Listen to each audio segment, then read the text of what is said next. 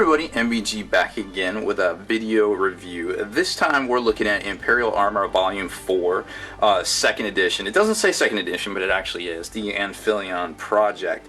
This was originally put out, I want to say like 2003, 2004, the first edition, and now they've kind of redone it. The Trigon was like the big feature in here, and now they've got the new big baddie, which I have no idea how to say, so I'm not even going to try to, but I'm sure you've seen it already. It looks like a Hive Tyrant without wings that's just basically straight up like Tyrannosaurus beast mode, so we'll take a look at that shortly. Of course, it's, you know, in true Forge World fashion, it's a really nice book, you know, hardcover, very high quality, slick graphics, very well laid out and designed, still printed in China and things like that, but it's you know, it's been updated for the 2000s. It's cool to see some of this stuff. There we have the Hierophant model, of course, which, you know, I guess Lords of War are the big thing nowadays, so, you know, why not? Here is the contents page. As you can see, it's got quite a bit of juicy goodies in here. You've got the Ordo Xenos archives, which basically is just all the Tyranid units, some new stuff, some old stuff, a couple of things in between, some new rules updates and things like that since Imperial Armor Apocalypse came out last July. Then we've got Detachment D99, a little bit new stuff here, just some rules updates for some of the Elysian drop troops. They were new back then too, and now we've got some cool rules for them. You can't take them if any of your detachments have Lord of Wars in them, but other than that, they got some pretty neat abilities as well that we'll kind of touch on here shortly. And then the Red Scorpions chapter of Space Marines have their rules as well for their commander, as well as a couple of notable, one veteran sergeant and a dreadnought. And then it kind of gets into playing the campaign and appendix and things like that. Some of you may remember the Anphelion base actual terrain sets that came out right about the same time this book came out, and I guess because of their agreement with GW, once GW started making terrain, they kind of disappeared from Forge World's website, and you see them every now and then online, but man, they're just really good looking, and I kind of miss them because they were really nice. Quick update here. Remember that this stuff here, generally they say not to play it with games of 40k.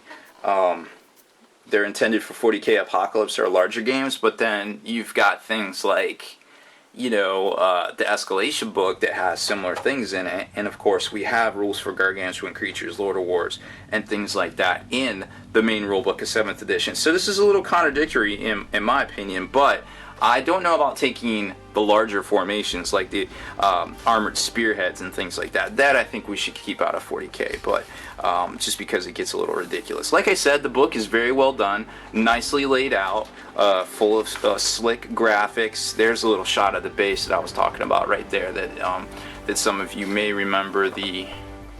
Let's see if we can get in on it here. Some of you may remember the old terrain. There we go, there you can see it. So that stuff, I definitely miss it. It was really cool stuff, and I kind of wish I had a set of it because, man, it was very good looking things. Definitely very reminiscent of the Starship Troopers, some of the battles in that movie too. So just cool stuff to see. And here's some of the overhead bird's eye views of that and things like that. Let's get to the actual not talking about things. So we've got, you know, it goes into all the different Tyranid xenomorphs and things like that, and just kind of like the background on the whole thing. Here is the rules section. Here's that new model I was talking about, the Dimetron something. But there's the rules for him. 200 points. I mean, it's been debated over. You know, this book has been out for about a month or so, and I'm just getting to the review of it. So there's plenty online about this guy, like how Tyranid players feel. I guess the current meta is basically Tyranids really aren't for assault. I guess they're more for like flying over stuff and shooting stuff to death. So I guess in that regard he isn't so good. So, but don't let that stop you from hobbying with him or doing something like that. The Hierophant's also pretty fun. Always a fun guy. Scythe hero duels, all the hero duels, all the bigger. The Malanthrope got a little bit of points reduction there, 85 points from 110 in the Apocalypse book from last year, Imperial Armor Apocalypse. So lots of good rules in here, which is always fun to see. Then we get into Detachment D99, the Elysian Drop Troopers.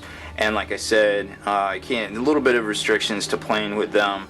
Genosurgical enhancement. So lots of cool stuff here where they get different things like having feel no pain in places and other different things like that. So lots and lots of special rules, warlord traits, Imperial Navy upgrades, and just lots of cool stuff. I mean, it's a this army is super full of character, and it's fun to see. Inquisitor Solomon Locke can be taken as a Grey Knight. All sorts of cool stuff in here. And then you get to the Red Scorpions, and like I said, more good-looking graphics and things like that. I mean, I like the yellow and gray. It's very reminiscent of Iron Warriors. It's always fun to see. The Red Scorpions have a couple of special rules that we've seen in the past, and there is that about it. And then it goes into the campaign section, which is pretty neat. There's a couple different things, from a full-on normal 40k campaign to the Zone Mortalis stuff, which is perfect for this because it's basically them going through laboratories and things, and there it is right there, and trying to clear it out. And pretty much that's about it. And then you get into special rules, all sorts of stratagems, and here's the layout of that terrain I was talking about. Fantastic stuff. I really wish they still made it. Maybe one of those third-party companies could bring some of it back. There's the storage room, but I think this was actually a landing pad. I don't remember. I really like that autocannon. It was like a mounted. Let's see if it's in. It showed it in that picture. I just zoomed in on a second ago. Well, I guess they're not going to show it. But that autocannon emplacement that's in this thing is pretty dope looking.